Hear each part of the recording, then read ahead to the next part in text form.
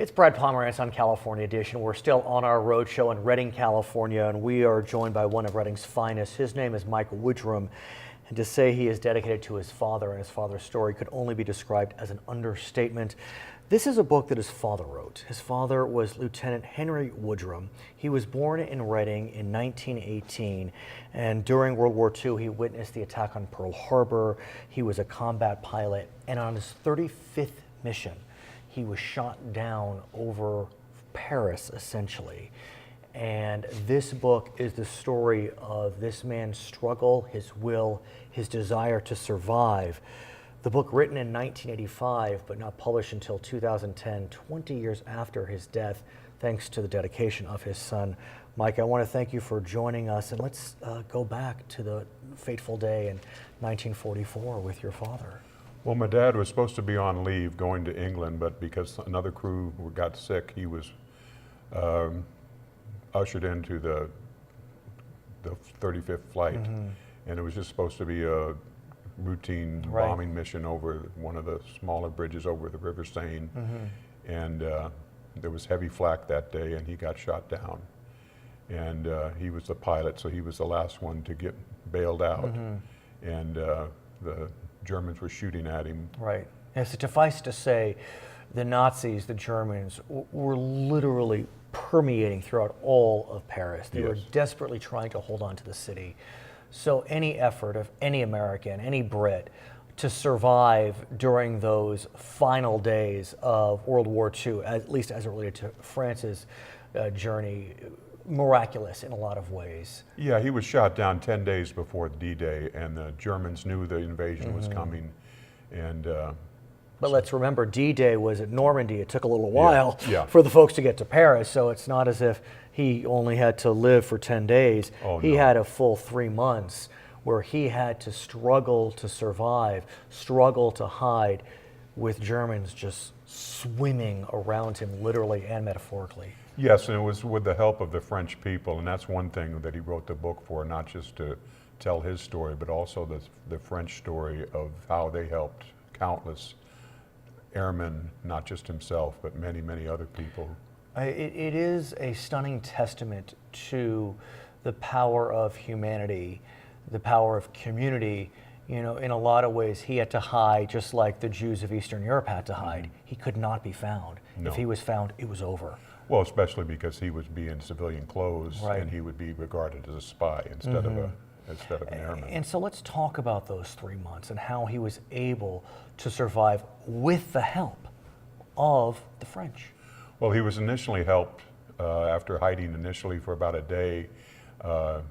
One of the neighbors saw him, and they hid him in a shed, underground bunker of this tool shed. And they gave him food and water, and then about a day later, they turned him over to some resistance people that got him into the next village, and then he was basically on his own. And he was always told by the Allies to go into bars or garages to find people that would help you with the resistance. So he went into a garage, identified himself, and they were dubious of him. And once they checked out his story, and they were able to put him into a safe house. Right. And that safe house was where? Was actually a bar. There was an apartment above a bar, and it was owned by the Filipatos. And what's remarkable is, 69 years later, almost to the day, you broke bread in that restaurant. We were able to find, with the help of a Frenchman that we became close friends with now, we were able to have lunch there, talk to the owner, and he was able to verify the facts. I want to talk about one family, one French family, that impacted not only your father during those weeks and months, but really has had an impact on you, on your family. Tell us about the Bertie family. Well, it was the Berties, Louis and Marcel. They took in my dad for probably about the last month of his journey. He was a butcher in Nanterre, which is a northwest suburb of Paris, and they had a son named Pierre who went by the nickname Coco. And they were very instrumental. And let's talk about Pierre. How old was Pierre around this time? Well, he was 7 years old. Okay, think about this. Pierre is 7 years old. Your dad is at a museum, and this story is told in the book. Some Germans approach him, start speaking French. Your dad doesn't speak French. No. More Germans approach him. Your dad is minutes away from being hauled off by the Nazis. I would say it's safe to say that. What And- did a 7-year-old French boy do then? Well, unbeknownst to his parents, he saw what was going on, and he just approached my dad, grabbed his hand, and then looked up at the Nazi officer and said, "My dad is deaf and dumb," in French, and led my dad away. A 7-year-old 7-year-old. had the ability, the sense of strength and character to save this man Yes, who he had known for 12, 15 days. yes. Pierre has been close to you for decades. For his whole life. Pierre, you have to realize, he grew up knowing war. As a 7-year-old, he had never lived in peacetime Paris. And so he was kind of used to the Nazi presence there. So he was just a brave little boy. So after the war, your father was liberated. He was sent back to Germany as part of the liberation force. Yes. He reconnected with the Berties in the late 40s. But then, several years pass, but that relationship was not ending. Oh, the no. Berties and the Woodrums stayed close. And in the mid-1960s, your dad returned to Paris, saw them again. And then in 1966, who came to Reading? Louis, Marcel, and Pierre. And they spent about 2 weeks with us here in Reading and had a great visit with them. And you were a teenager at that time. I was a teenager, and 16 that years it impacted old. you. Oh yes, I was going to, when I graduated from high school, I was going to go backpack across Right. Europe. And Well, for better or for worse, that backpacking trip took a little while. yes, Didn't happen in the late 60s. It happened in 2011. yes. After you, the son, was able to get this book published. And my brother, Henry Jr. And we thank Henry Jr. for that as Yeah. well. And you saw Pierre, Yeah, our who is wives- now in advanced age. He was 75 at the time, still living in the same house where they hid my dad. And it was a very emotional trip, being able to, he took us into a room that he had turned into an art studio because he was an accomplished painter. And he said, "This was your dad's bedroom."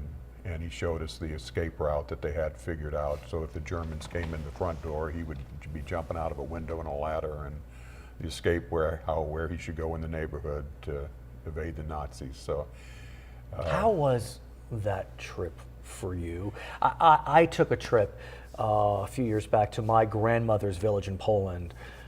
She had left before World War II, and her sister, brother-in-law, and kids did not leave, and they did not survive. And I know that trip for me was beyond impactful. I can only imagine how the trip was for you. It was just very emotional. One of the things Pierre said, because he was kind of in failing health, and when I was going to go back as a young adult, Pierre was into sailing and all his stuff, and he'd actually sailed all over Europe, and he'd actually sailed the globe. So this was a remarkable man on so many Really, levels. yeah, on so many levels. And it was kind of heartbreaking because he said, "Michael, you came too late," because he was not in the health to show me what he could of his Paris and of his country. You planned another trip. We promised we would be back in 2 years. In May of 2013, actually on the 69th anniversary of your father's Yes. ejection from that plane. Sadly, Pierre passed away a couple weeks before that, Yes. but the trip went on. You were with his daughter, his grandson. And his widow. Yeah, and the journey continues. The journey continues.